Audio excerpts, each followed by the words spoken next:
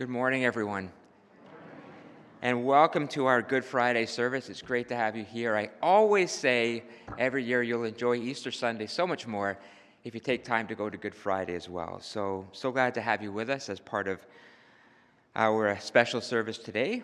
And I'd like to say welcome to everybody who is watching us from home. We're glad to have you here as well. Just a couple of announcements before we start. I hope everybody got a rock when you came in. If you don't, you can run out and get one from the lobby. You'll need those later in the service. At the end of the service, we always end with kind of a silent recessional. We just allow you to sit in church for as long as you want and then just to leave when you feel you'd like to. There's no refreshment time. But I do have set up in the back our labyrinth, which is kind of like a walking prayer. So if anybody before you go would like to go into the back and just walk through the labyrinth, you'd be welcome to do so. We just ask that that be a quiet place when you're back there, just so everybody can respect the quiet of that place. Finally, it's great to see some kids here today. We're happy to have you here. Now, there isn't a children's program today, but we do have the nursery open, so you're welcome to go in there, but we just ask that a parent go with you to make sure that we are well supervised in there. So good to have you here as well. And then, of course, Easter Sunday, we invite you to come back. We have two services. 7 a.m. is the service down at Heritage Park, down at the lake. And then we have our 10:30 service here at the church. And if you're coming to that, bring chocolate, because we're going to have a chocolate festival after the service. So let's begin our service now with our call to worship.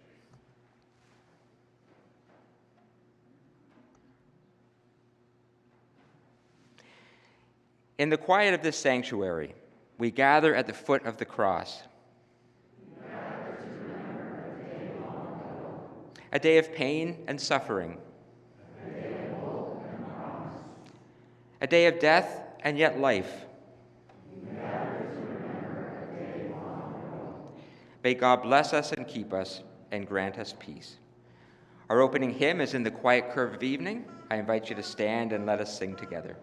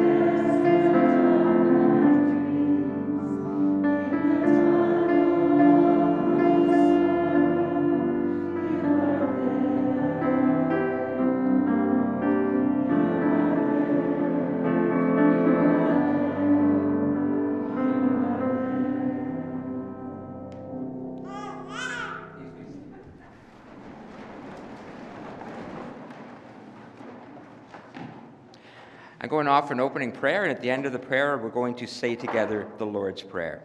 Let us pray. God, as we gather here today, at the foot of the cross, we gather to hear a story that is familiar to many, new to some.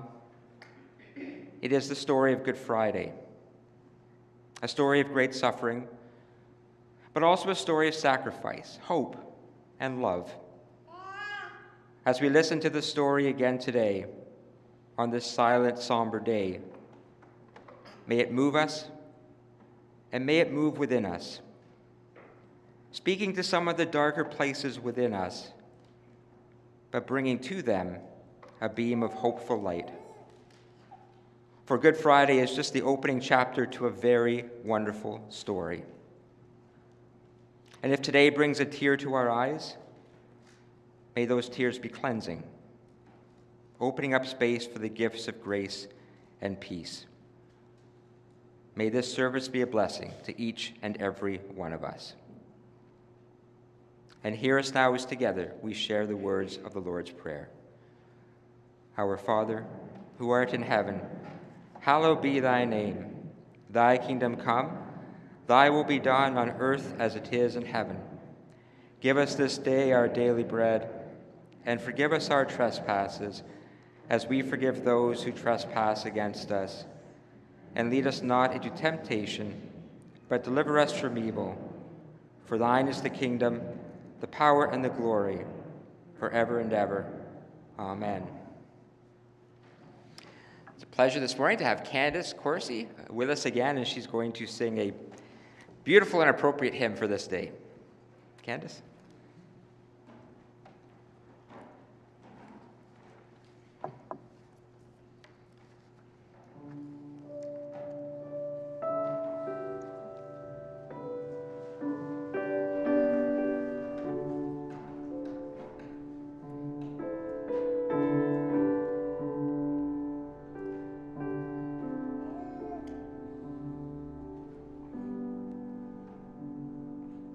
Be still, my soul, for God is on your side. Bear patiently the cross of grief or pain. Leave to your God to serve and provide. In every change, God faithful will remain. Be still, my soul, your best, your heavenly friend. Through stormy ways leads to a peaceful end.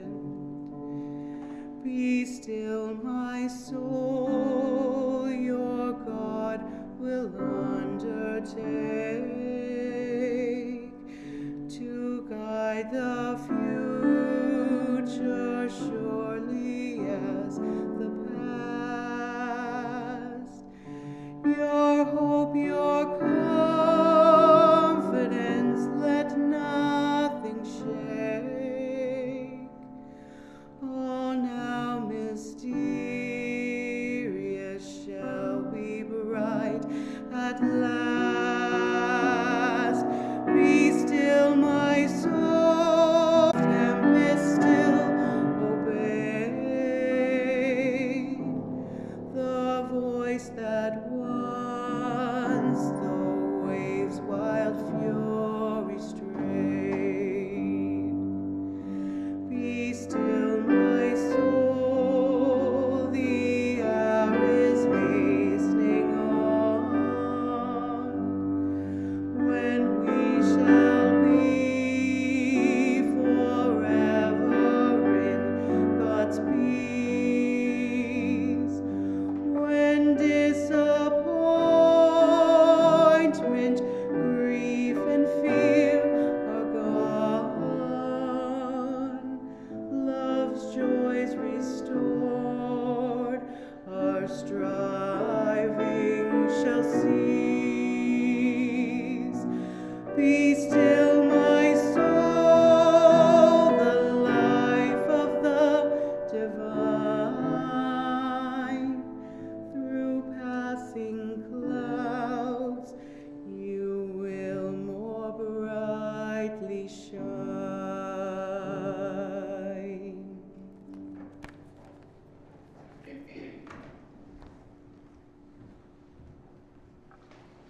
Candace, that was beautiful. Thank you. Thank you, Amanda.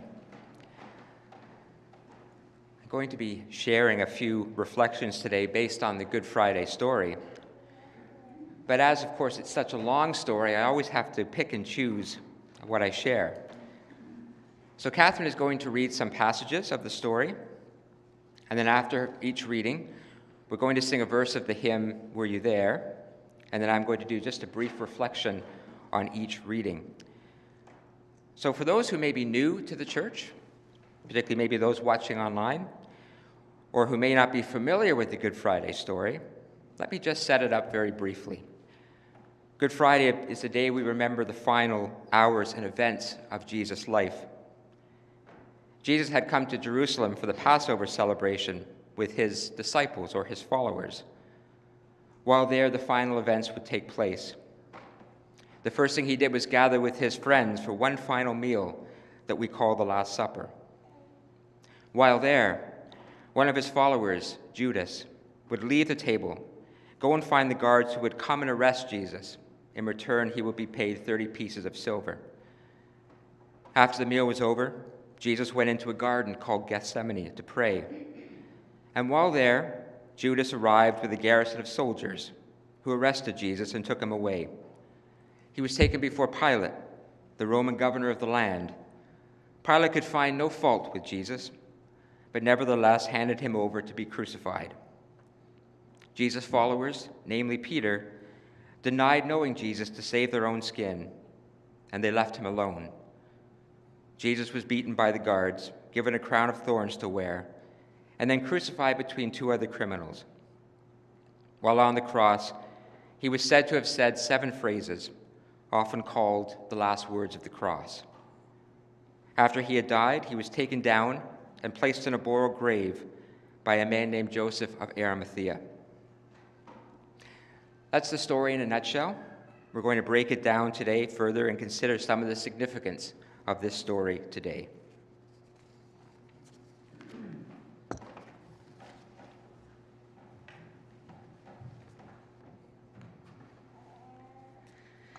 While they were eating, Jesus took bread, and when he had given thanks, he broke it and gave it to his disciples, saying, "Take and eat.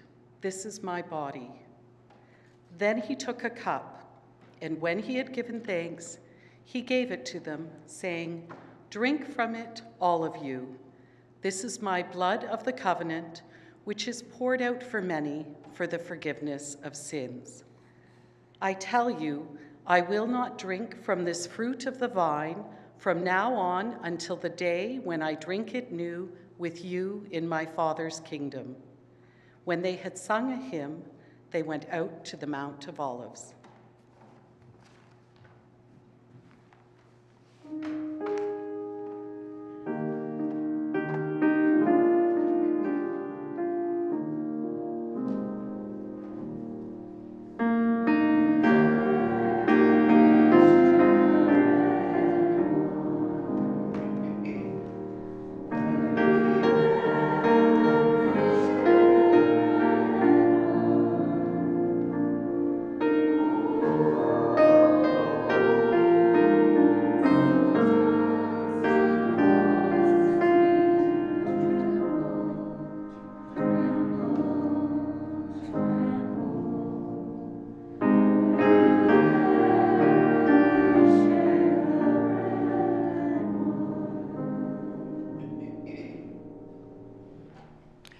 Were you there when they shared the bread and wine?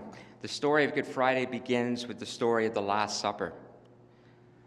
Last year, or maybe it was the year before, a movie was released on Netflix called Don't Look Up. I don't know how many people saw it.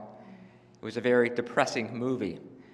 It was a spoof on American life and politics. but with some rather disturbing overtones given the state of the world.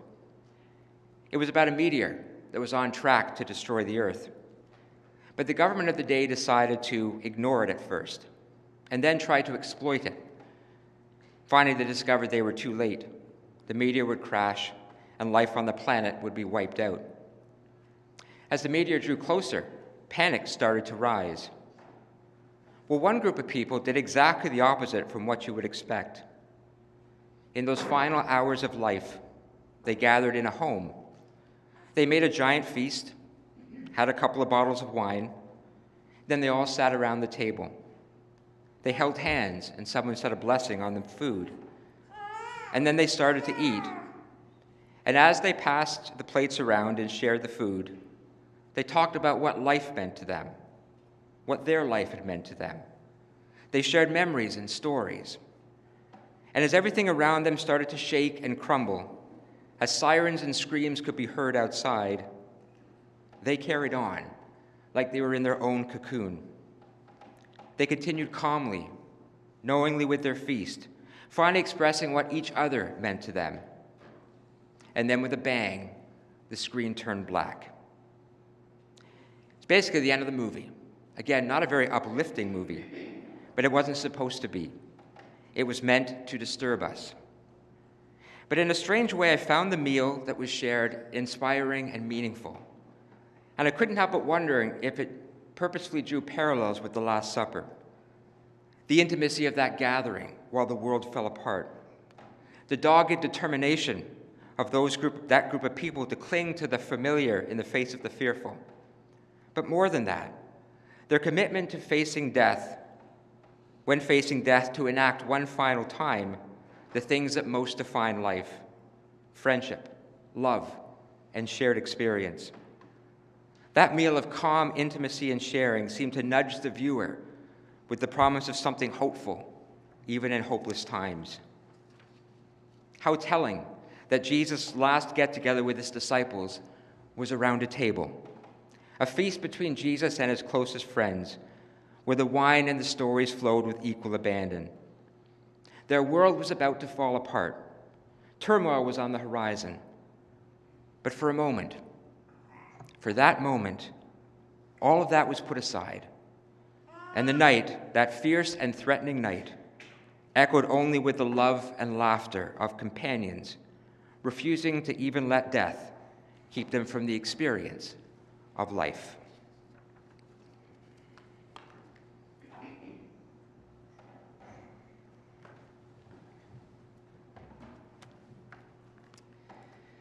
Just as he was speaking, Judas, one of the 12, appeared. With him was a crowd armed with swords and clubs, sent from the chief priests, the teachers of the law, and the elders. Now the betrayer had arranged a signal with them. "The one I kiss is the man.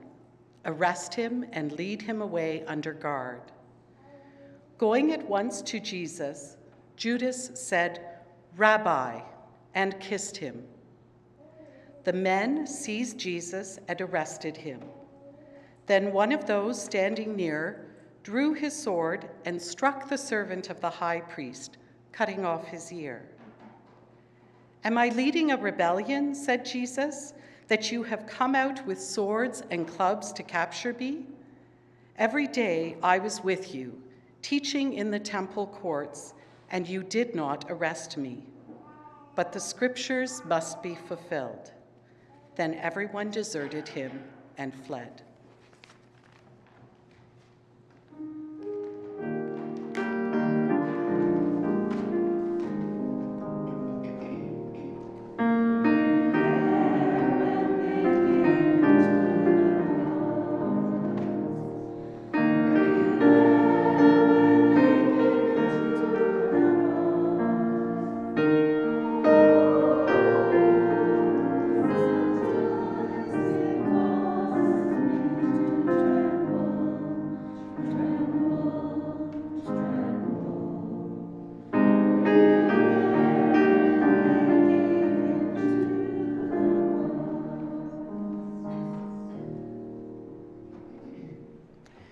second part of the story is the betrayal of Jesus.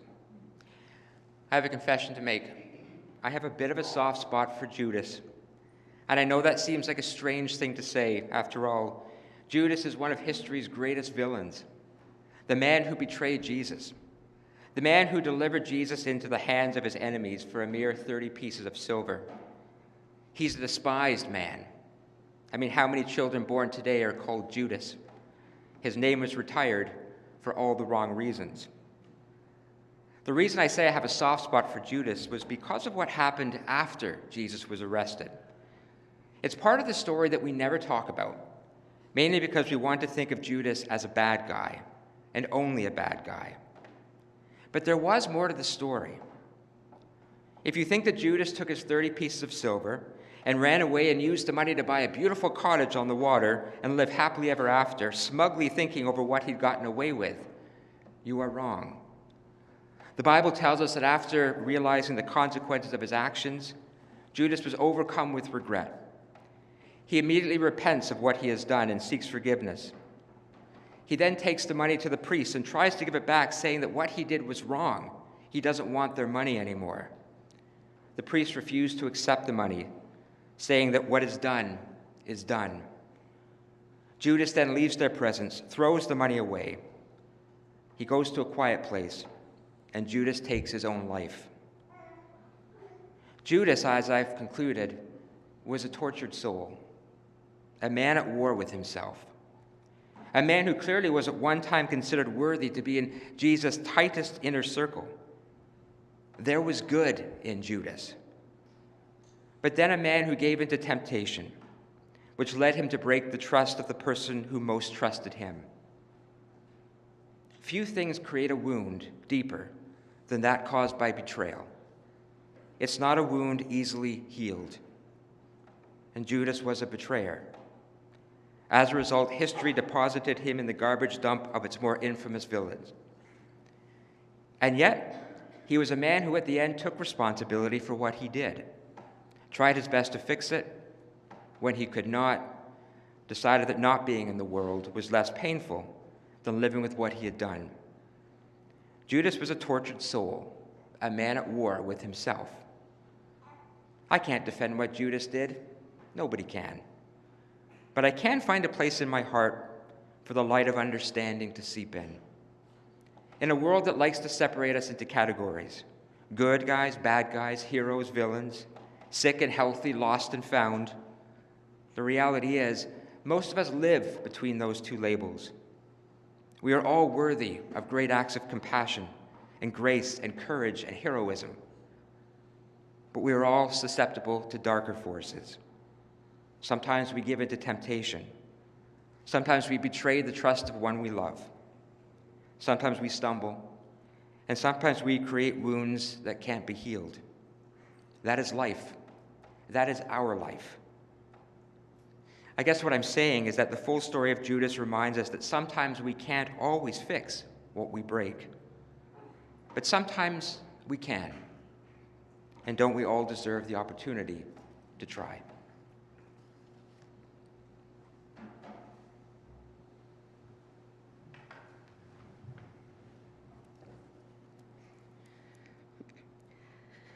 Then seizing him, they led him away and took him into the house of the high priest.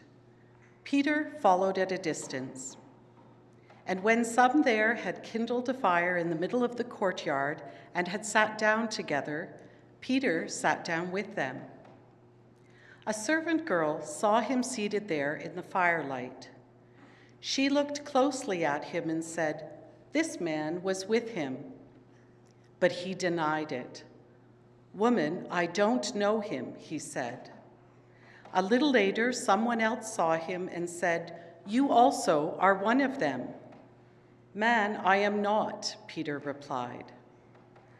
About an hour later, another asserted, "Certainly this fellow was with him, for he is a Galilean."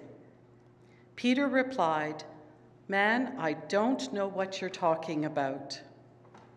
Just as he was speaking, the rooster crowed. The Lord turned and looked straight at Peter. Then Peter remembered the word the Lord had spoken to him. Before the rooster crows today, you will disown me 3 times. And he went outside and wept bitterly.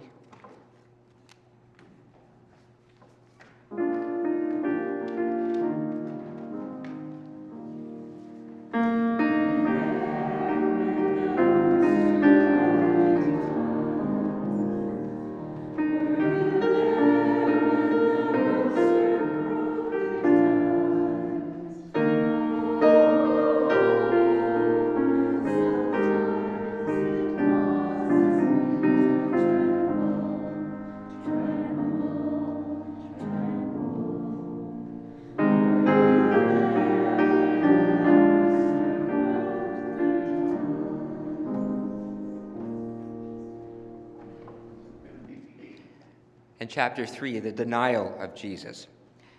You know, Peter, Jesus' disciple, is a very interesting character. Often considered the first among equals, he was without question Jesus' most ardent follower, strong, determined, loyal, committed, and all in. Jesus referred to him as the rock. If there's one person who would always stay by Jesus' side, it would be Peter. Well, guess what? When the going got tough, guess who turned tail and ran away? Peter. 3 times when asked if he knew Jesus, he said no. Why? We assume to protect his own skin. For to know a condemned man was to risk becoming a condemned man. There was always an extra cross available in Jerusalem. Now, before we are too hard on Peter, let's remember that he redeemed himself. After the Easter story, it was Peter who would kickstart the movement that would eventually turn into the church. Had he lost his life that day, who knows what would have happened. But Peter's denial of Jesus always presents us with a question. What would we have done in Peter's place? And by that I mean not literally as much as figuratively. How far do we go in standing up for the goals of our faith, goals like justice and truth? Dietrich Bonhoeffer was a German Christian minister who was living in the United States during the Second World War. He ended up returning to Germany because he believed that what the Nazis were doing there was wrong. He needed to be a voice and presence of faith. He needed to stand against them. And he did. He famously wrote these words: "Silence in the face of evil is itself evil. Not to speak is to speak. Not to act is to act." And he also said this: "We are not to simply bandage the wounds of victims beneath the wheels of injustice. We are to drive a spoke into the wheel itself." Bonhoeffer was hanged by the Nazis, but before that happened, he was a tremendous force of good in the face of evil. People like Bonhoeffer are exceptions. They are the very opposite of Peter.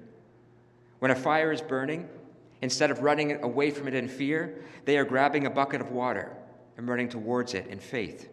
Faith that they can make a difference. Faith that says that evil won't win so long as good people do what needs to be done and say what needs to be said. We are not Bonhoeffer. But once again, the question: how far do we go in living out the qualities of our faith? 2 weeks ago, Pope Francis did something I thought would never happen. He apologized to Indigenous leaders in Canada for decades of evil that was done to children through the residential school system. In those 2 words, he spoke, "I'm sorry." A door opened, and through that door shined a small but powerful beam of light. Through that door now can come healing and reconciliation. Pope Francis, in those 2 words, showed us that we don't have to run away from the truth. We don't have to run away from injustice. If we have the courage to do and to say what's right, light will always follow us.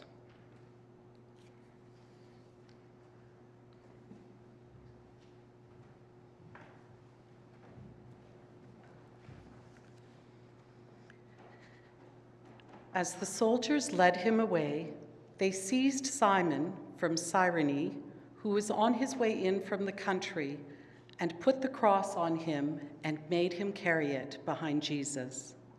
A large number of people followed him, including women who mourned and wailed for him. 2 other men, both criminals, were also led out with him to be executed. When they came to the place called the Skull, they crucified him there along with the criminals, one on his right, the other to his left. Jesus said, "Father, forgive them, for they do not know what they are doing." And they divided up his clothes by casting lots. The people stood watching, and the rulers even sneered at him. They said, "He saved others. Let him save himself if he is God's Messiah, the chosen one." It was now about noon, and darkness came over the whole land until 3 in the afternoon, for the sun stopped shining. And the curtain of the temple was torn in 2. Jesus called out with a loud voice, "Father, into your hands I commit my spirit." When he had said this, he breathed his last. The centurion, seeing what had happened, praised God and said, "Surely this was a righteous man."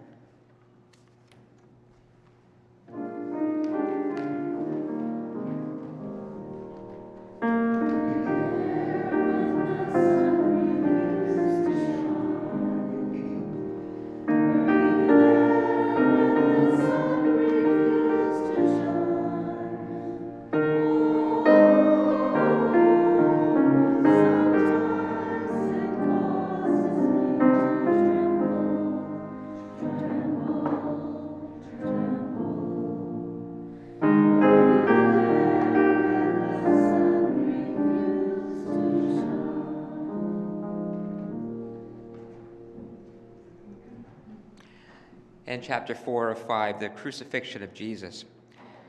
In 1940, Britain went through one of its toughest times in history, something called the Battle of Britain. Every night for weeks, German planes flew over the country, dropping bombs and destroying landmarks that had existed for hundreds, sometimes thousands of years. One of the greatest landmarks to be reduced to rubble was Coventry Cathedral, a beautiful stone church built over 800 years ago. When the Battle of Britain ended, people began picking through the rubble, seeing what they could rescue.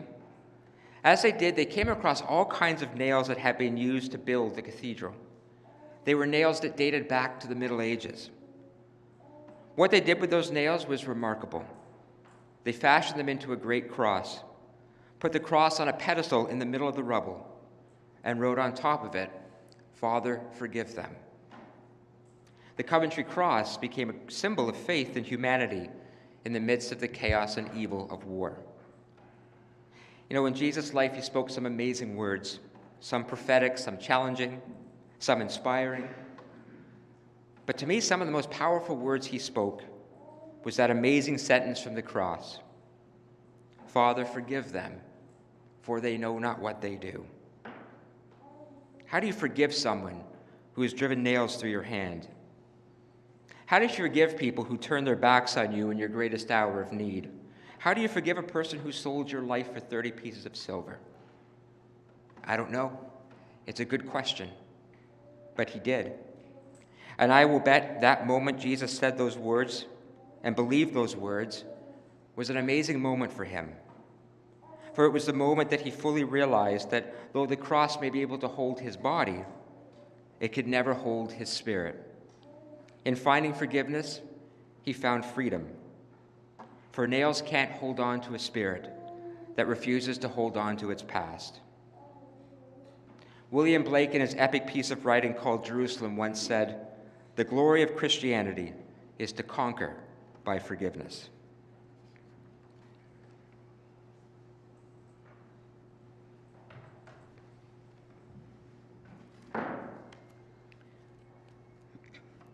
Now there was a man named Joseph, a member of the council, a good and upright man who had not consented to their decision and action. He came down from the Judean town of Arimathea, and he himself was waiting for the kingdom of God. Going to Pilate, he asked for Jesus' body. Then he took it down, wrapped it in linen cloth, and placed it in a tomb cut in the rock, one in which no one had yet been laid. It was preparation day, and the Sabbath was about to begin. The women who had come with Jesus from Galilee followed Joseph and saw the tomb and how his body was laid in it. Then they went home and prepared spices and perfume. But they rested on the Sabbath in obedience to the commandment.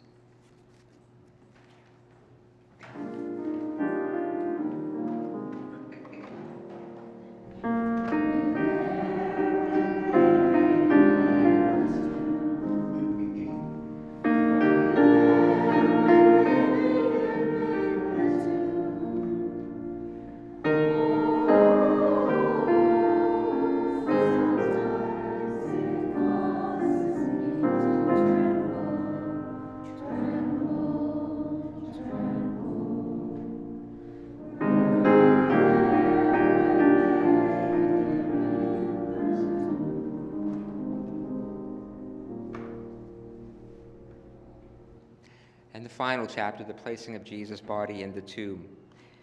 In Vienna, Austria, there's a church called the Church of the Habsburgs. It's the church from which all members of the Austrian royal family are buried. When the King of Austria died, his body will be taken to the church for burial. But before that, a remarkable ritual took place at that church. It's taken place for generations. The body of the king will be taken through the streets. It will be led by mourners. Eventually, the mourners would arrive at the church leading the casket. When they got to the church, it would always be locked. The mourners would then bang on the door, and from inside, the priest would say, "Who is there?" At first, the mourners would answer, "It is the body of a great king." The priest would say, "I know not of such a person. You cannot come in." The mourners would knock again, and the priest would say, "Who is there?" And they would say, "It is the body of a great man." And the priest would say, "I know of not such a person." Finally, the mourners would knock a third time, and the priest would answer, "Who is there?" And this time they would say, "It is the body of a humble person, my brother." And with that, the priest would open the door and let them in, and the funeral would begin. The idea being that for all the medals and honors and ribbons we receive in life, in the end, we are all the same, a humble child of God. When Jesus was taken from the cross, he never received a funeral befitting of a king. There was no pomp or ceremony. There were no prayers said or hymns sung. In fact, there was no one there, except a man known as Joseph of Arimathea. Taking pity on Jesus, he took the body down from the cross and brought him to a borrowed tomb, and that was it. A cross, nails, and a borrowed tomb. Jesus never had a death befitting a king. But then again, he never lived a life befitting a king. And that's the whole point. The power of Jesus' life was that he was one of us. He lived as one of us. He ate bread as one of us. He felt pain as one of us. He experienced disappointment as one of us. He knew joy as one of us. And in the end, he knew death as one of us, a humble man, my brother. Let me just end these reflections by just drawing them all together for a moment. You know, for centuries, Christians, from theologians to Bible historians to just regular people like you and I, have debated the significance of this day. What is Good Friday?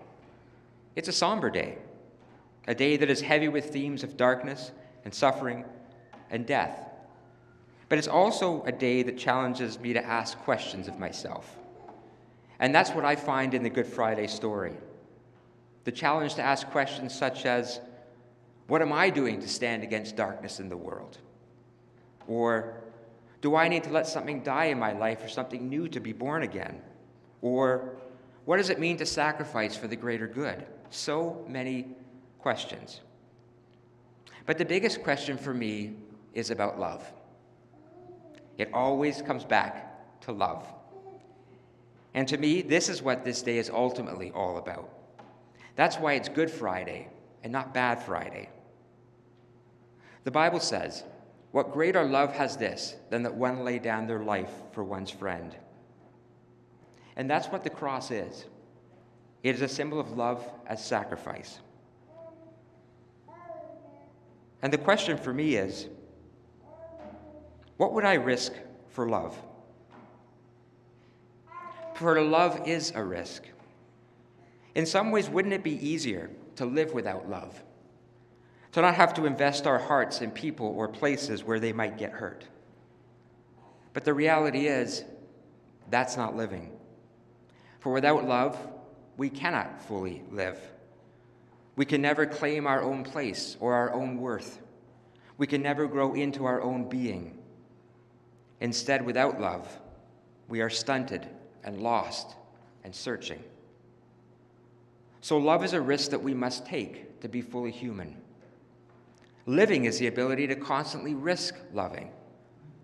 Living is a willingness to invest what we have in others, knowing that it might come at a price. It might include betrayal, denial, even the end of something precious. The question is it worth the risk? To me, the answer is always, always, yes, it is. For when we dare to love, we draw ourselves to the very presence of the one who is love. When we dare to love, we connect our destiny to God's. For it is God's will, I am quite certain, that we live the love forward that has been invested in each one of us. It means at times we will mess up like Judas. We will fall short like Peter. We will make bad decisions like Pilate. But it also means that we can make heroic choices to live our truth like Bonhoeffer, or to speak words that can restore and heal like Pope Francis. Love's greatest power is found in taking its biggest risks. And that's what the cross is about. It is the ultimate risk. Today is about love. A love so broad, so deep, so full, the cross could not hold it. For within that borrowed tomb would come a stirring, and that stirring will become a life that would restore to it, restore all, and bring from the risk the greatest of all rewards. But that is the story for Easter Sunday. Amen. We're going to sing our next hymn, which is Stay With Us Through the Night. Again, I invite you to stand and let's sing together.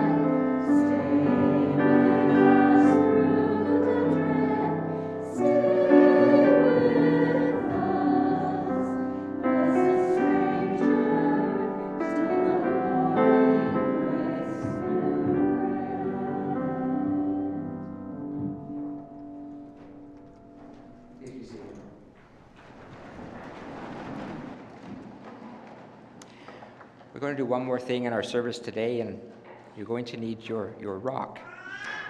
But our Lenten theme throughout Lent, for those who have been attending or been watching at home, has been the theme of lightening up.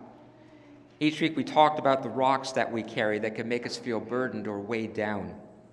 I spoke of rocks of regret or fear or worry. There are so many.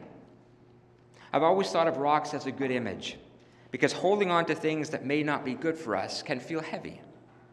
And being able to let them go, however that happens, through forgiveness or by reconciling with someone, or just deciding to free ourselves from something from the past, can be a very liberating feeling.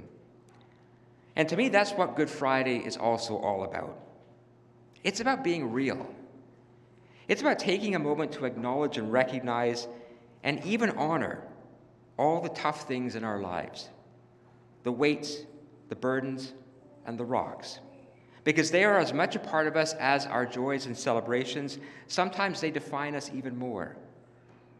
And as the story reminds us today, we can't get to Easter Sunday without first going through Good Friday. We can't embrace new life without first acknowledging the things that keep us from it.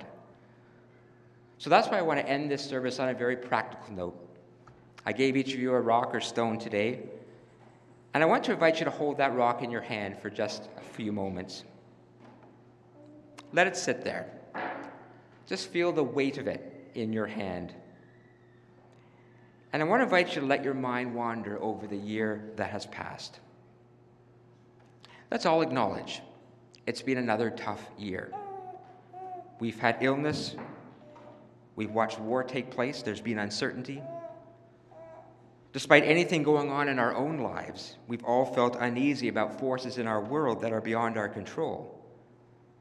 That's the weight that we all have, to some degree or another, carried with us. But I want you to go deeper than that. What about the challenges in your specific life, your unique rocks? What has been your greatest challenge this year? What has been your greatest disappointment this year? Did you face loss this year? Did something break down in your life this year? Or maybe the weight that you feel is just the stress and weariness of a difficult year. Never underestimate the effect that any of these weights can have on our well-being, physically, emotionally, mentally, spiritually. They may have created wounds that those around us can't see, but we feel them very deeply. Today is about being real. Take a moment. Think of what the rock in your hand represents today.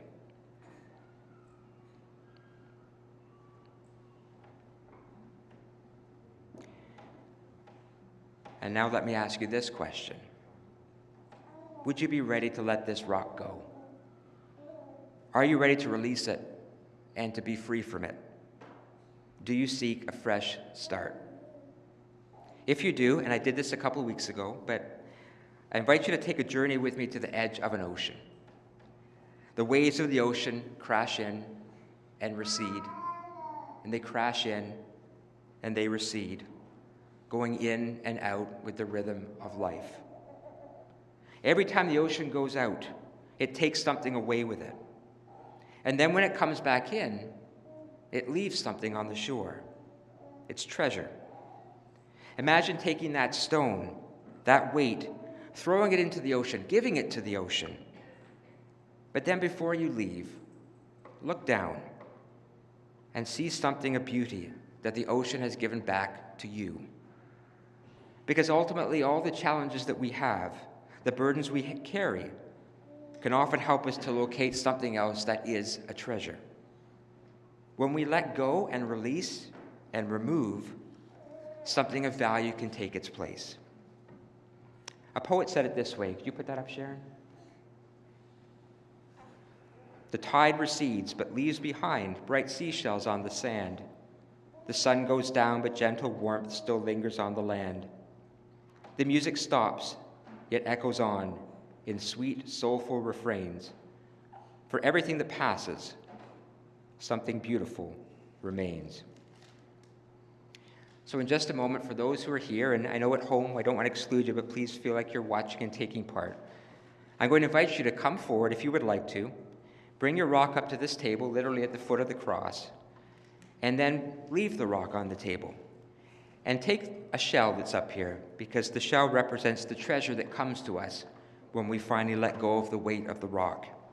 Whatever that may be, the treasure of grace, the treasure of forgiveness, the treasure of faith, the treasure of space, the treasure of renewal, the treasure of new possibilities. There are so many. So please take this as a personal moment just for you. And again, nobody has to come up, but just sit for a moment, and when you feel you'd like to, just come on up, leave your rock here, take a shell, and then put that shell somewhere where you can reflect on it, especially in the coming weekend. And also reflect on what is still good and beautiful in your life today. I know the stairs are difficult for some people, so if you come forward but you can't come up the stairs, I'm going to stand right at the top. You can just hand me the rock, and I'd be happy to put it on the table and give you a shell. So please, when you're ready, I invite you just to come forward.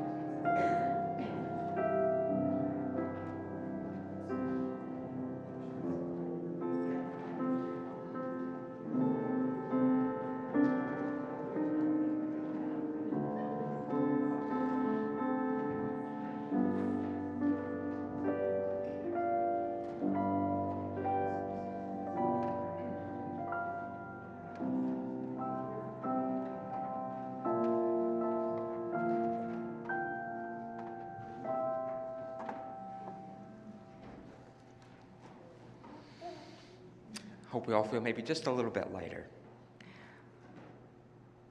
I'd like to thank you for coming today and being part of our service. We're going to end our service by singing a beautiful old hymn, one of my favorites. It's Precious Lord, Take My Hand. So I invite you to stand and sing, and then afterwards I'm going to invite you again just to silently leave the church or go to the labyrinth as you would like to. Let's stand and sing our closing hymn.